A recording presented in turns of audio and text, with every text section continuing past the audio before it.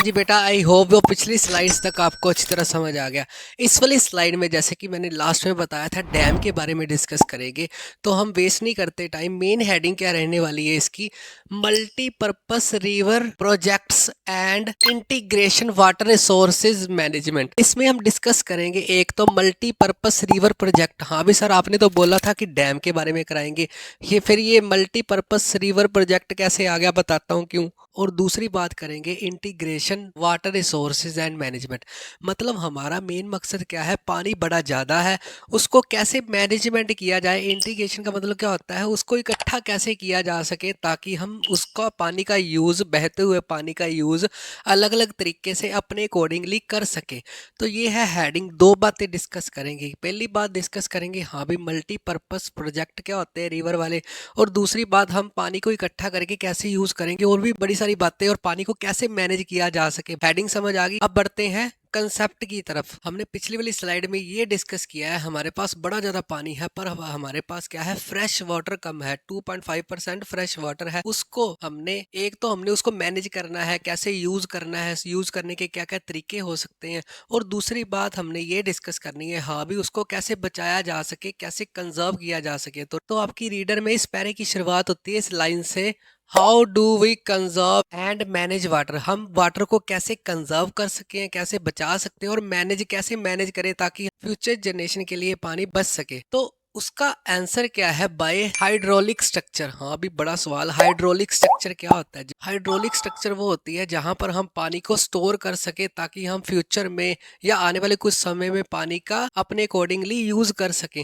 तो hydraulic structure कौन कौन सी आपकी रीडर में, एक तो डैम होती है हाइड्रोलिक स्ट्रक्चर, दूसरी लेक्स होती हैं, तीसरी कैनल्स होती हैं। ये पिक्चर्स देख के आपको अच्छी तरह समझ आ जाएगा हाँ भी ये हाइड्रोलिक स्ट्रक्चर है। आपको शॉर्ट क्वेश्चन आ सकता है, give the example of hydraulic structure. Hydraulic structure में डैम्स, लेक, कैनल्स वगैरह आती है जहां पर पानी हम स्टोर करते हैं या अपने तरीके से उसको यूज करते हैं। कंसेप्ट समझ आ गया। अगली बात आपने नोट रखनी है, नोट जो हाइड्रोलिक स्ट्रक्चर होती है ना, हाइड्रोलिक स्ट्रक्चर कौन सी, ऊपर वाली जो एग्जांपल दी थी, यूज सिंस एशियंट इंडिया। इसका मतलब ये है कि पुराने समय से ही भारत में हाइड्रोलिक स्ट्रक्चर से पानी को कंजर्व किया जाता है, बचा के रखा जाता है, इकट्ठा किया जाता है, और बाद में उसको मैनेज किया जाता है अपने अपने तरीके से। इसकी एग्जांपल में दो एग्जांपल आपने याद रखनी है। अगर हम 11th सेंचुरी की बात करें, पुराने समय की बात करें, तो क्या कंस्ट्रक्ट किया गया था, भोपाल लेक। मतलब भोपाल में एक लेक बनाई गई थी जिसमें क्या था, पानी को सेव करके रखा जाता था और पानी को बाद में अपने तरीके से मैनेज किया जाता था। हर चीज की पिक्चर देखोगे ना तो आपको अच्छी तरह समझ आ जाएगा, ठीक है। जो भोपाल लेक है ना, उसका एक आपने फैक्ट याद रखना है, वो है लार्जेस्ट आर्टिफिशियल लेक। आर्टिफिशियल है ये लेक, लार्जेस्ट आर्टिफिशियल लेक का मतलब क्या होता है, जो इंसान द्वारा कंस्ट्रक्ट की गई थी 11 सेंचुरीज में, भोपाल लेक। दूसरी एग्जांपल आपने याद रखनी है, इन 14 सेंचुरी की बात करें तो टैंक बनाए गए। टैंक इन दिल्ली में जगह है हाउस खास, तो हाउस खास में एक टैंक बनाया गया था। किसके द्वारा बनाया गया था, बाय इल्तुतमिश द्वारा बनाया गया था। इसका मेन पर्पस क्या था, फॉर सप्लाइंग वाटर, ताकि जरूरत के समय में दिल्ली के इस गांव में पानी पहुंचाया जा सके। जैसे कोई हार्ड समय आ जाता है, जब पानी की कमी हो जाती है, तो इन टैंक्स में पानी को सेव किया जाता है ताकि हम आगे इसको मैनेज कर सके। इसीलिए इस पैरे का क्या नाम है, दूसरा वर्ड लिखा था इंटीग्रेशन। इंटीग्रेशन का मतलब ही क्या होता है, इकट्ठा करके रखना। इकट्ठा किस में करते हैं, डैम्स में, लेक में, कैनल्स में, ठीक है। आई होप ये वहां तक आपको कंसेप्ट अच्छी तरह समझ आ गया। अब बात करते हैं डैम के बारे में। डैम के बारे में जितना भी कंसेप्ट आपको कराऊंगा ना, इससे बाहर आपको एग्जामिनेशन में कोई क्वेश्चन देखने को नहीं मिलेगा। तो अबाउट डैम, डैम की डेफिनेशन पहले देख लेते हैं। हाँ भी डैम होते क्या हैं, जैसे आप पिक्चर में देख रहे हो ऐसे नदियों के ऊपर डैम बनाए जाते हैं। इस स्लाइड के बाद आपको ये पता चल जाएगा हाँ भी डैम के क्या क्या फायदे होते हैं, डैम क्यों बनाए जाते हैं, और इसका नाम मल्टीपर्पस रिवर प्रोजेक्ट क्यों रखा गया, डैम क्यों नहीं रखा गया, अभी बताता हूँ। तो डैम की डेफिनेशन क्या रहेगी, a barrier across flowing water. जब हम फ्लोइंग वाटर में, जब पानी बह रहा होता है, उसके बीच में बैरियर बना देते हैं, रोका जाता है पानी को, तो उसको डैम बोला जाता है। सिंपल सी डेफिनेशन है, एज इट इज ही लिखनी है, एज इट इज ही याद करनी है। अगली बात, जो डैम, अगली दो पॉइंट्स में ये बताया गया है कि जो डैम की स्ट्रक्चर के ऊपर बेस होता है, क्या है बताता हूँ। बेस्ड ऑन स्ट्रक्चर, जो डैम की स्ट्रक्चर होती है, and the material use like. कुछ डैम की स्ट्रक्चर के अकॉर्डिंग उसको कैटेगराइज किया गया है कि डैम बनने में कौन कौन से मटेरियल यूज हुआ है। उसमें एग्जांपल में क्या आ जाएगा, टिम्बर डैम, जैसे आप पिक्चर देख रहे हो, पिक्चर देख के आपको अच्छी तरह समझ आ जाएगा, हाँ पे टिम्बर डैम। दूसरा डैम है जैसे एम्बैंकमेंट डैम। एम्बैंकमेंट डैम की पिक्चर देखोगे, मतलब अलग अलग स्टाइल से अलग अलग स्ट्रक्चर होती है डैम की। ऐसे नहीं है कि एक डैम सभी जगह चल जाता है, वो जरूरत के अकॉर्डिंग अलग अलग शेप्स का बनाना पड़ता है। आई होप फर्स्ट पॉइंट समझ आ गया। दूसरा point, also according height, height wise भी डैम को कैटेगराइज किया गया है। जैसे लार्ज डैम भी होते हैं, बड़े डैम, मेजर डैम्स भी होते हैं जहां पर बहुत ज़्यादा मेजर रोल होते हैं डैम्स के। लो डैम, कुछ डैम्स को कैटेगराइज किया गया है एज ए लो डैम। अगला है हाई डैम, कुछ डैम को हाई डैम की श्रेणी में रखा गया है। Last one is a medium dam, कुछ मीडियम साइज के भी डैम होते हैं जो छोटी नदियों के ऊपर बेसिकली बनाए जा सकते हैं। आई होप दो कंसेप्ट समझ आ गए कौन कौन से। एक तो हाइड्रोलिक स्ट्रक्चर के बारे में पता चल गया कितने प्रकार की होती है, और पुराने इंडिया में कौन कौन सी हाइड्रोलिक स्ट्रक्चर बनी थी विद दो एग्जाम्पल। अगली बात, डैम के बारे में पता चल गया। अब अगला कंसेप्ट आता है, डैम इज आल्सो कॉल्ड, क्या बोला जाता है, मेन हेडिंग क्या थी, मल्टीपर्पस रिवर वैली प्रोजेक्ट। पहली बात समझ आ गई ना, जैसे मैंने बोला था इंटीग्रेशन, मतलब पानी को इकट्ठा करना। इकट्ठा कैसे करते थे, तीन चीजों से।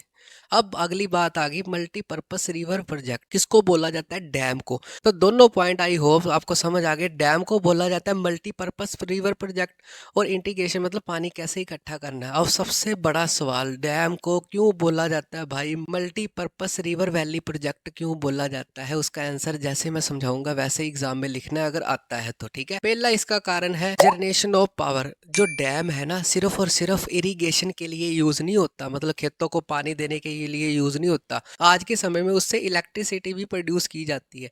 जैसे डैम ऊंचाई में बनाया जाता है, पानी नीचे से गिराया जाता है और नीचे मोटर लगाई जाती है जिससे इलेक्ट्रिसिटी को प्रोड्यूस करके सेव करके रखा जाता है।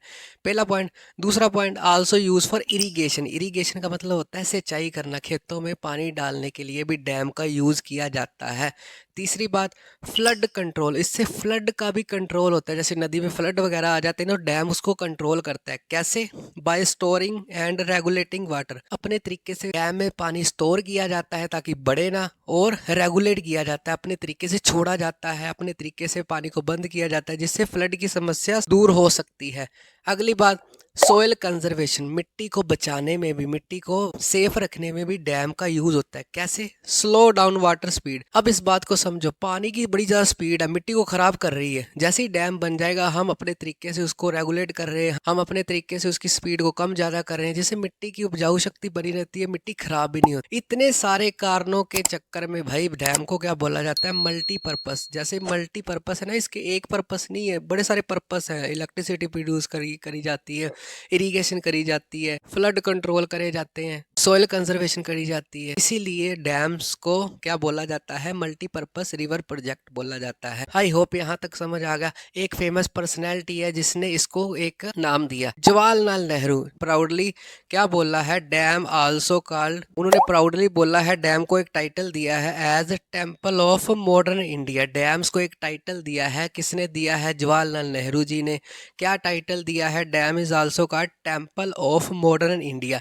मॉडर्न इंडिया के लिए एज ए टेम्पल उन्होंने बोला है। ये क्यों बोला है, इसके पीछे कारण है, because integrate development of agriculture. उन्होंने बोला है हाँ भी, डैम से क्या होता है, एग्रीकल्चर को बढ़िया पानी की सप्लाई मिलती है, जिससे क्या होता है, ओवरऑल डेवलपमेंट होती है, इकोनॉमी की डेवलपमेंट होती है, देश की डेवलपमेंट होती है। इसलिए डैम को उन्होंने टेम्पल ऑफ मॉडर्न इंडिया दर्जा दिया है। आई होप यहाँ तक आपको कुछ कंसेप्ट समझ आ गए। पहला कंसेप्ट हाइड्रोलिक स्ट्रक्चर क्या होती है, दूसरा कंसेप्ट डैम क्या होते हैं, तीसरा कंसेप्ट डैम को मल्टीपर्पस रिवर प्रोजेक्ट क्यों बोला जाता है। अगला और लास्ट कंसेप्ट इस स्लाइड का, पहले बात एक मैं बतानी भूल गया था, ये पार्ट ए है किसका, multipurpose river project and integration water resources का पार्ट ए है। पार्ट बी में इस कंसेप्ट को खत्म करेंगे। दूसरी बात, अगली हम क्या करेंगे डिस्कस, हमने बहुत सारे डैम्स की बात कर ली ना, तो आपको यहाँ पर आगे कुछ डैम्स और कौन सी रिवर पे वो डैम बना है वो याद रखने पड़ेंगे। जैसे सबसे पहले है हीराकुंड डैम।